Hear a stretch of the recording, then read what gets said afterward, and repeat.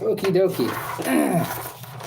Back for another little chunk of our Bible reading. We're going through the Bible in 1 year with the Pray for the Persecuted 1 year Bible. It's going to be a section of Old Testament, a section of New Testament, a piece of the Psalms, and a piece of Proverbs, and a prayer prompt for persecuted Christians somewhere in the world. We are currently doing catch-up because we started this in the beginning of February, so hopefully by March we'll be where we're supposed to be. But for now, we're going to do January 15th's reading, and we are going to start with the prayer prompt. Christians who are persecuted in Muslim-majority nations live with constant tension. Daily, they must discern who can be trusted and who's eager to betray them. They need the Spirit's guidance about when it's safe to meet and when even casual glances at other believers invite arrest. And they need God's boldness to widely share their faith in ways that clearly communicate the living God's love for his lost children. Lord, give wisdom to my brothers and sisters living in dangerous places. May they be harmless as doves, but shrewd as snakes as they walk with you.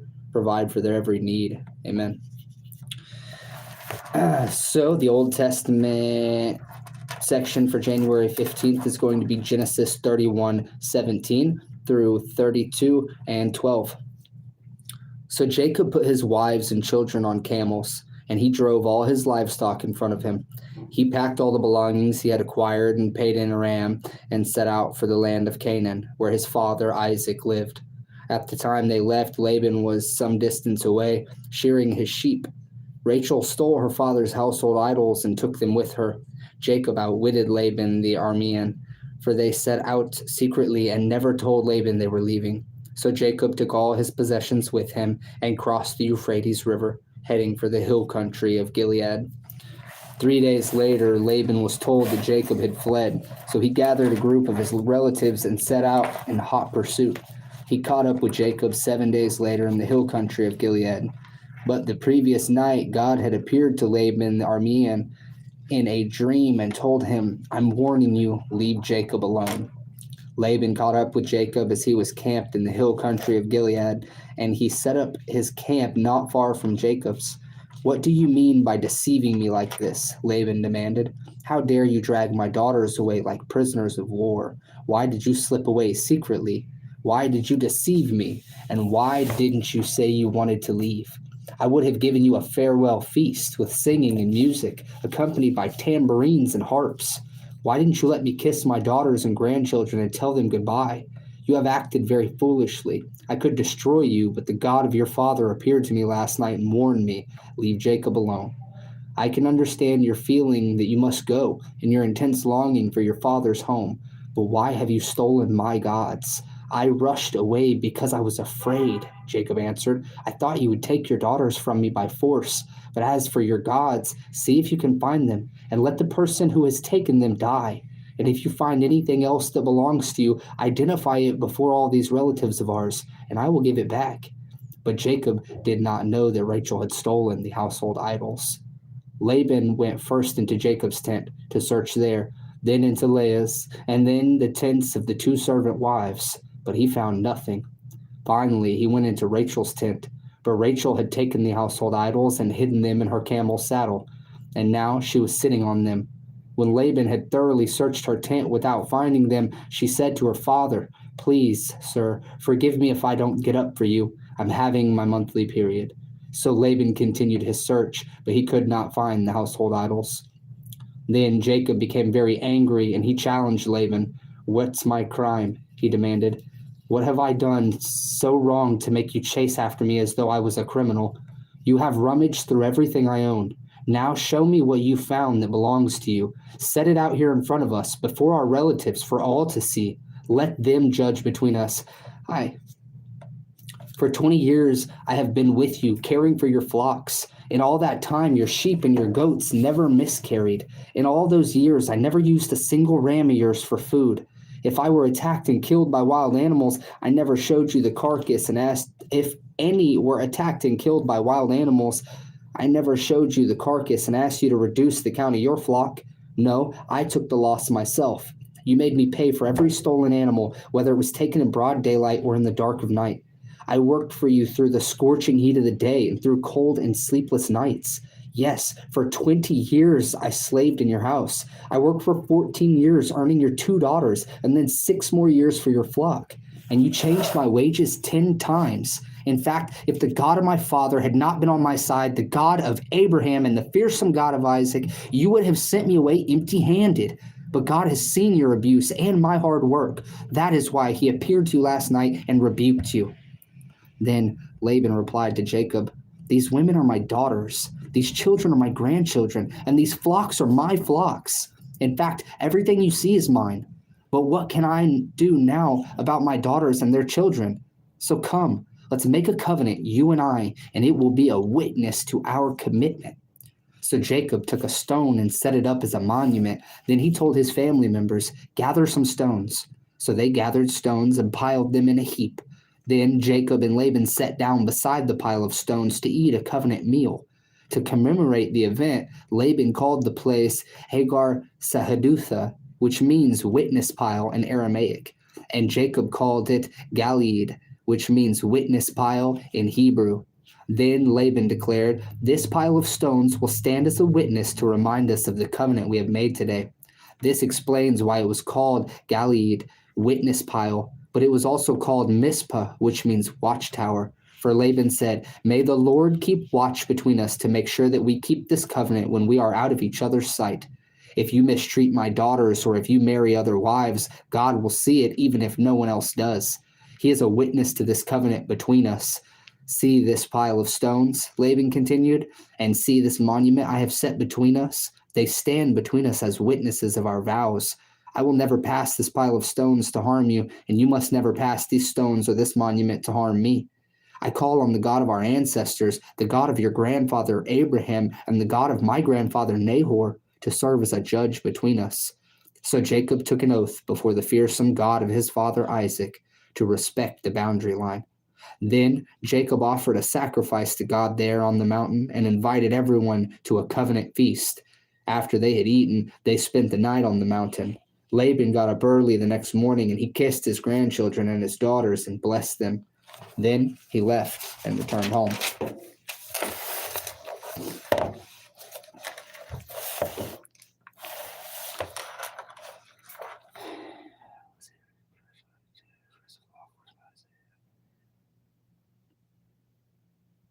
Oh.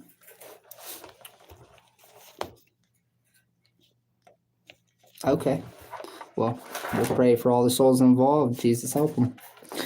As Jacob started on his way again, angels of God came to meet him. When Jacob saw them, he exclaimed, This is God's camp. So he named the place Nahamaim.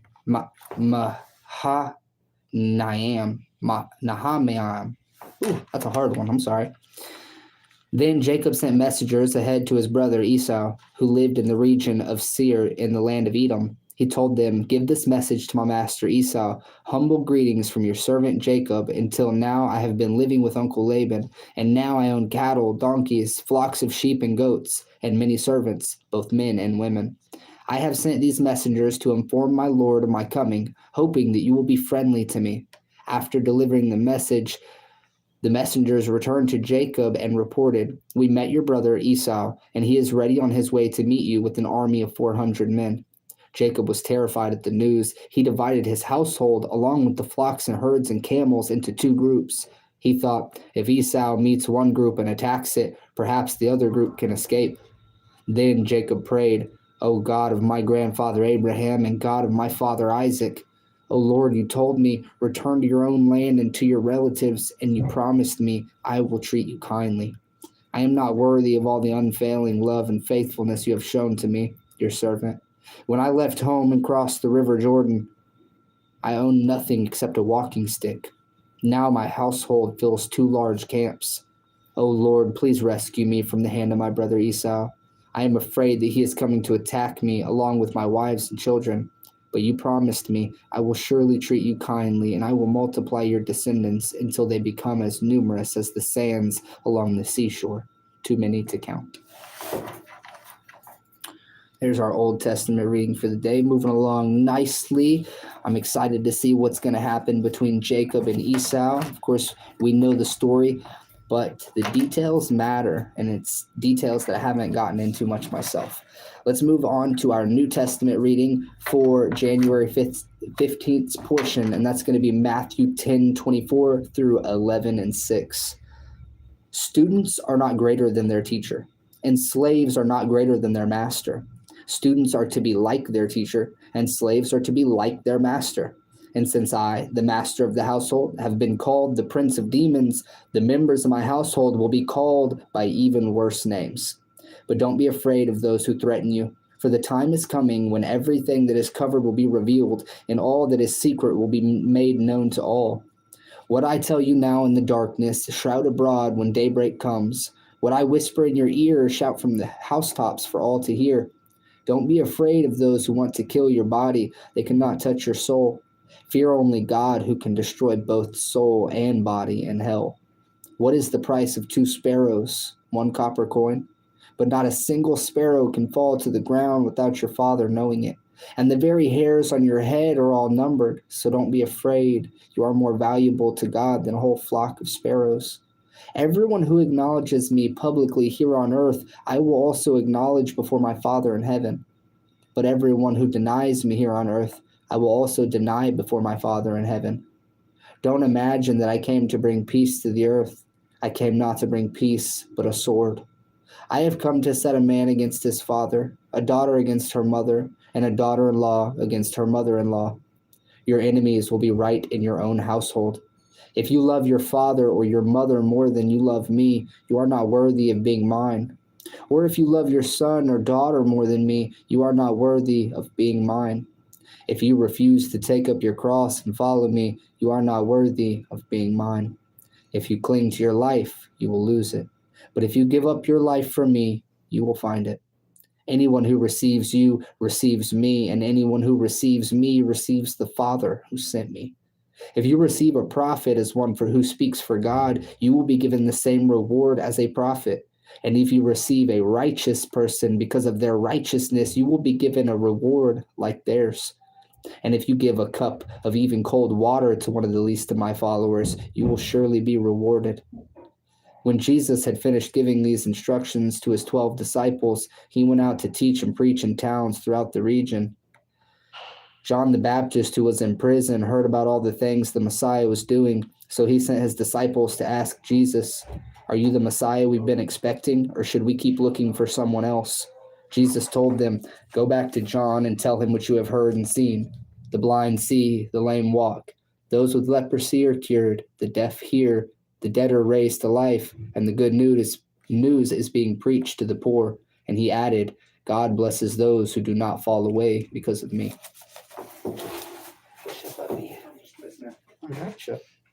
And that's going to tie up the New Testament section. We'll move on to the Psalm for January 15th. It's Psalm 13, 1 through 6.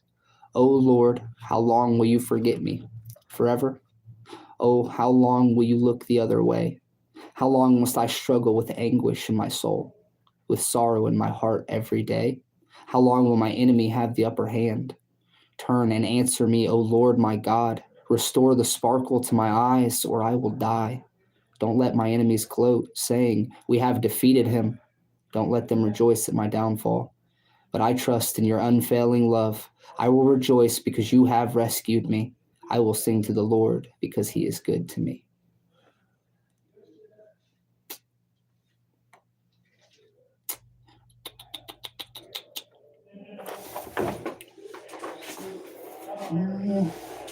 I don't have my other Bible on me, so I was going to read all of that one.